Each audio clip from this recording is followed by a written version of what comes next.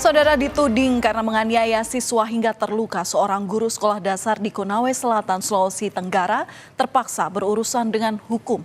Supriyani yang mengajar di SD Negeri 04 Baito, Kabupaten Konawe Selatan, kini mencari keadilan.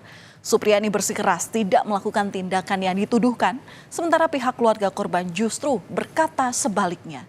Kasus ini pun telah memasuki masa persidangan.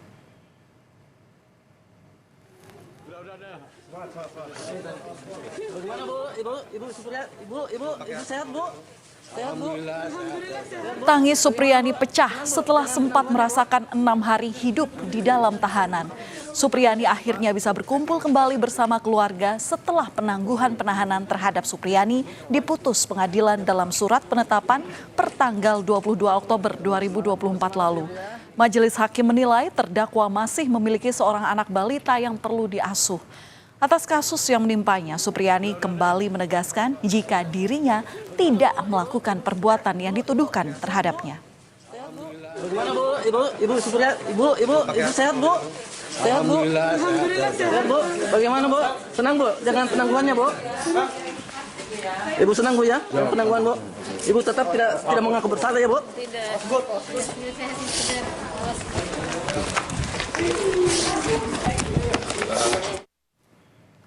Dukungan terhadap Supriyani pun mengalir dari para rekan sesama guru.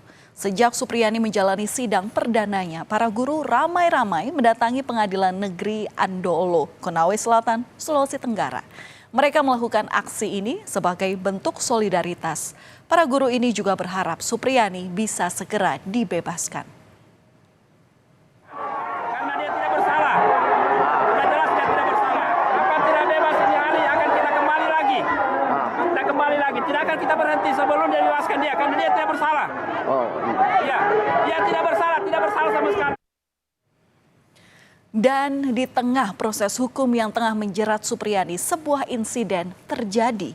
Mobil yang sering ditumpangi Supriyani saat datang ke pengadilan ditembak oleh orang tak dikenal. Kaca mobil retak dan berlubang. Saat kejadian, mobil tengah dikendarai oleh PJ Kepala Desa Ahuang Guluri, Herwan Melangga, yang hendak menuju kantor Camat Baito. Peristiwa pada tanggal 28 Oktober itu pun menuai kecurigaan. Polisi diminta untuk menyelidiki kasus ini.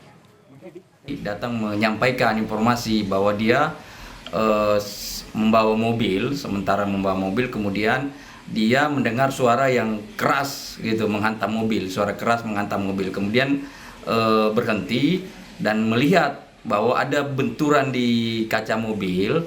Kemudian setelah itu dia melihat ada orang yang lari ke arah semak-semak itu pakai baju putih sambil menunduk. Di situ ada semacam yang mengenai kaca itu, dan kami duga bahwa itu adalah peluru. Di saat bergulirnya kasus Supriyani dan juga dugaan perusakan atau bahkan ada juga yang menyebutnya penembakan pada mobil Camat Baito yang kerap membantunya. Sang camat justru kini dicopot. Bupati Konawe Selatan, Surunudin Dangga, mencopot Sudarsono Mangidi dari jabatannya sebagai Camat Baito dengan alasan tidak pernah melapor terkait polemik perkara Supriyani kepada Bupati. Menurut Surunudin, mestinya camat segera berkoordinasi dengan atasannya untuk mengambil langkah-langkah konkret dalam menyelesaikan masalah. Tidak melapor, jadi kita hanya melihat dari, makanya kalau camat main medsos ini, wah repot ini. Semua masalah kita tidak tahu. Jadi camat juga ada keliruan. Yang kedua, untuk menyelesaikan ini sudah sulit karena sudah dianggap pro salah satu. Ini kan masyarakat baik itu dua-dua. Dua-dua ini kita harus perlakukan sama. Dan kita kembali pada perjalanan kasus Supriyani. Saudara, Supriyani kini didakwa dalam perkara penganiayaan terhadap anak. Menurut pihak orang tua korban, awalnya sang ibu melihat luka di bagian belakang paha anaknya. Sebelumnya anak tersebut mengaku terluka ketika jatuh dari motor saat bersama dengan ayahnya. Namun, belakangan sang anak mengaku kalau dirinya dianiaya oleh Supriyani yang merupakan guru honorer di sekolah anak tersebut. Namun keterangan berbeda justru disampaikan oleh Supriyani yang bahkan mengaku tak berinteraksi dengan korban karena mengajar di kelas yang berbeda. Hal yang sama juga disampaikan oleh pihak sekolah setelah memeriksa sejumlah guru dan siswa lain di sekolah itu. Tak terima dengan apa yang terjadi pada korban, orang tua murid yang diketahui merupakan anggota Polres Konawe Selatan Aibda Wibowo Hashim melaporkan Supriyani ke Polsek Baito pada 26 April 2024.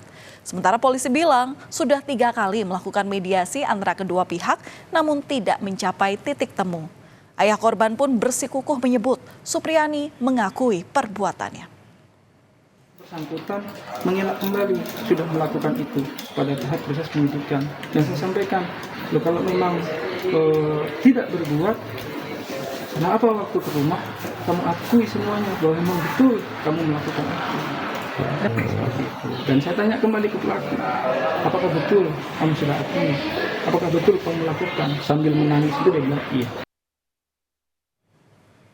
Karena tidak ada kesepakatan damai, Supriyani kemudian ditetapkan sebagai tersangka pada 17 Oktober 2024 dan berlanjut pada persidangan yang dimulai sejak 24 Oktober lalu.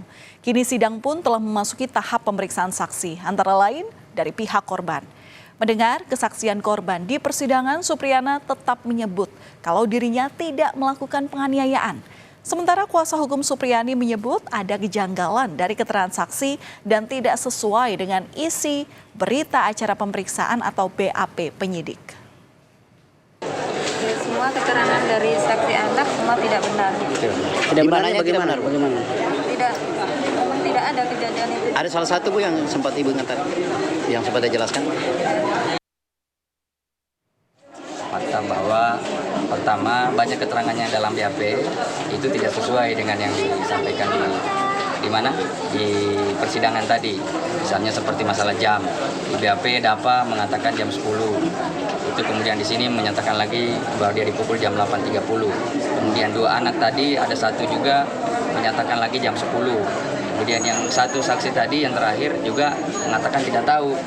Padahal di kepolisian mereka sama-sama ini menyatakan bahwa jam 10. Gara-gara terbelit atas kasus ini, asa Supriyani untuk menjadi guru P3K hampir pupus.